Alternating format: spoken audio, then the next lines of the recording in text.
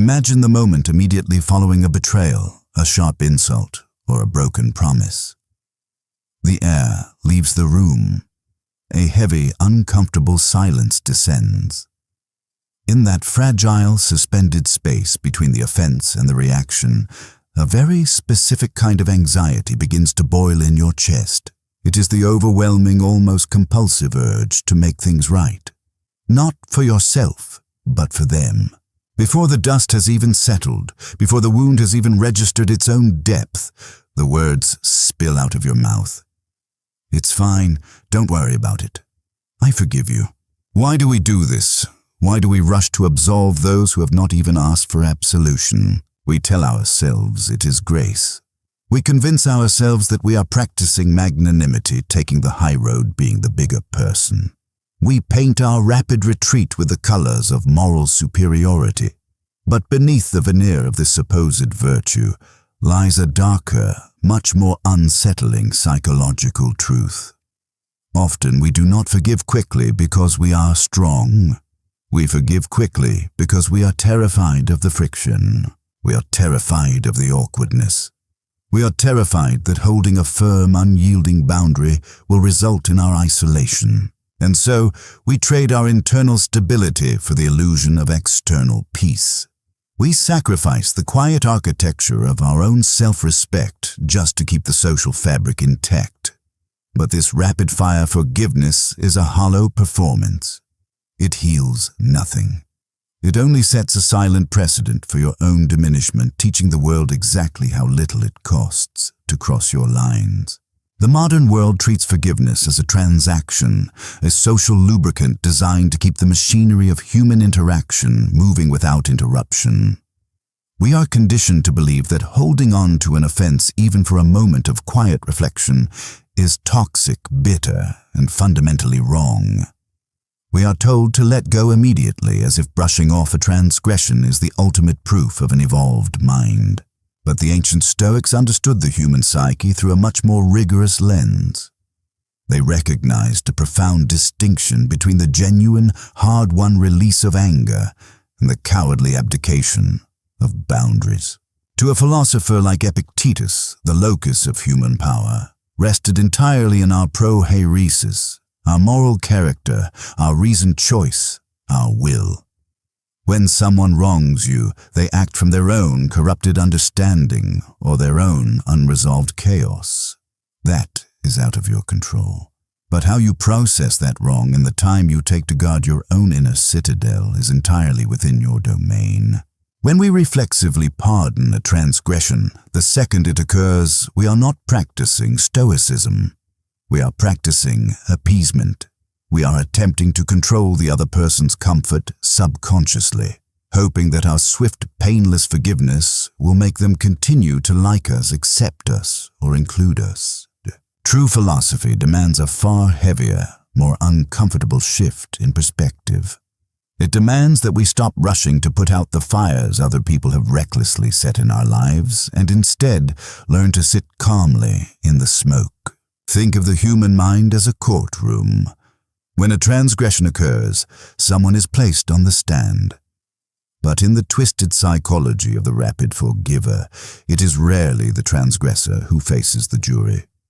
Instead, you put yourself on trial. You rigorously interrogate your own feelings.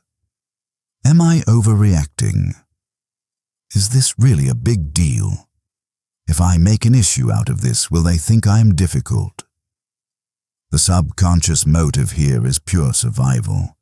Humans are deeply social creatures, and the primitive brain equates conflict with abandonment, and abandonment with death. So to survive the perceived threat, you issue a quick pardon. You build a counterfeit peace. But this counterfeit peace operates like a leaky dam. You patch a massive structural crack with the fragile words, "I forgive you." On the surface, the water appears calm. The relationship continues, the tension diffuses. Yet beneath the waterline, the foundation is eroding. Every time you forgive a boundary violation without allowing yourself the time to truly process it, you send a devastating psychological signal to your own subconscious. You tell yourself that your emotional reality is less important than another person's temporary comfort. This is not virtue. It is self-betrayal masquerading as saintliness. You're teaching your own mind that you are not worth defending. What then is the alternative? It is the mastery of the pause. When Marcus Aurelius wrote in his private journals about encountering the meddling, the ungrateful, and the arrogant, he instructed himself not to be surprised by them. He understood perfectly that people act according to their flawed nature. But crucially, he never commanded himself to instantly embrace the knife that cut him. The Stoic alternative to rapid forgiveness is creating what we might call a space of sovereignty. When an offense occurs, you do not have to rage scream or seek revenge. But you also do not have to smile, nod, and sweep it away. You are allowed to let the wrong simply exist in the open air. Let the silence be heavy. Let the other person sit in the stark, unvarnished discomfort of their own actions. This pause is incredibly challenging. It requires a profound, almost agonizing tolerance for psychological discomfort. Your heart will race. Your deeply ingrained instinct to people please will scream at you to break the silence, to offer them an out, to ease the tension in the room. But in that silent, heavy space, a profound internal alchemy occurs. You reclaim ownership of your boundaries. You look at the offense objectively, stripping away the emotional panic of wanting to be liked, and you decide deliberately what your response will be. You stop acting as a mirror, reflecting their need for absolution, and you become a wall. Here is the harshest, most unglamorous truth about stepping off the treadmill of appeasement. When you stop forgiving too quickly, you will be misunderstood. People who have grown accustomed to your rapid pardons will be shocked by your sudden stillness. They will interpret your quiet, unmoving boundaries as hostility.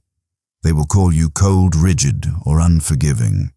They will accuse you of holding a petty grudge when in reality, you're simply holding a standard. This is the ultimate test of your philosophical grounding. Stoicism is not a psychological trick to gain the respect of others. It is not a strategy to dominate social interactions or maneuver people into treating you better. If you adopt a firm boundary, expecting the world to suddenly bow to your newfound strength and treat you with reverence, you are still playing the victim's game. You're just wearing a different mask. You are still tying your internal state to external validation. You must be entirely willing to lose the approval you were previously buying with your counterfeit forgiveness. You must accept that setting a boundary might mean the end of a relationship. It might mean standing completely alone at a social gathering. It might generate friction where there used to be a smooth, shallow, frictionless peace. Your quiet power comes not from the expectation that setting a boundary will fix the other person or make them respect you. It comes from the absolute ironclad acceptance that it might drive them away, and the profound knowledge that you will be entirely whole, even if it does. Forgiveness in its truest, purest form is not a social tool used to smooth over awkward moments. It is a private, internal state. It is the distant point you reach when you realize the other person's actions no longer possess the power to diminish you. It is the quiet cutting of the emotional cord. But reaching that state requires time, truth, and the grim courage to endure the uncomfortable space between the wound and the healing. When you rush the process, you rob yourself of your own strength. You hand the keys to your inner peace back to the very person who just demonstrated they do not know how to hold them. The next time a line is crossed and the familiar, anxious urge to appease rises in your throat, swallow it. Let the silence stretch. Let the discomfort linger in the room like a heavy fog. You do not need to attack. You do not need to defend. You simply need to stand firm in the cold reality of what occurred. The question is not whether you have the capacity to forgive. The question is far quieter and far more demanding. Are you brave enough to let the bridge burn simply to see if you can still stand completely unbothered on your own side of the river?